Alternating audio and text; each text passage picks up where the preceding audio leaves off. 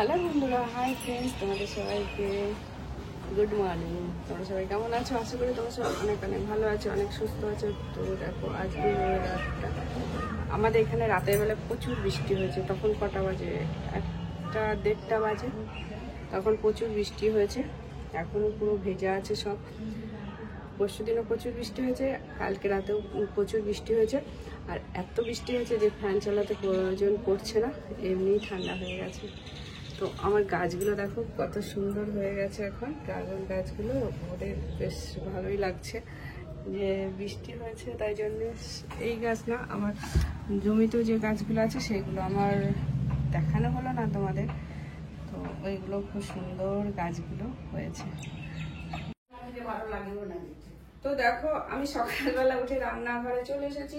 আমার আজকে 5টার সময় উঠেছি ঘুম থেকে। আমার ঝাড়ু পোছা সব হয়ে গেছে। বাগানে গেছিলাম, ফুলও নিয়ে এসেছি। বাগানটা এত সবুজে বৃষ্টি হয়েছে, আরো সুন্দর হয়ে গেছে। আজকে সকালবেলা টিফিন আমি ইডলি করছি। কালকে রাতে ধোসা করেছিলাম, এখন আমি ইডলি বানাচ্ছি। ইডলি আমার অলরেডি হয়ে গেছে, তোমাদেরকে দেখাই। এই দেখো ইডলি অলরেডি আমার হয়ে গেছে। এই দেখো ইডলি, দেখেছো? দেখতে পাচ্ছ?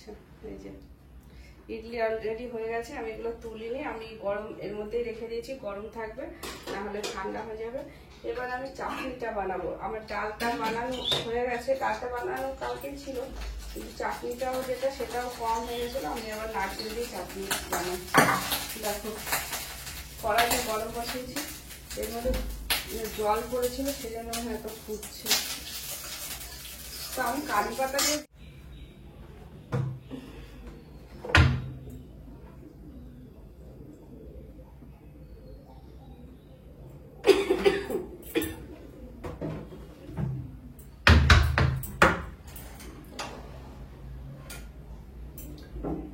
আজকে একটু রসুন দিয়ে শাক করবো, রসুন পোড়া দিয়ে আর পেঁয়াজ দিয়ে।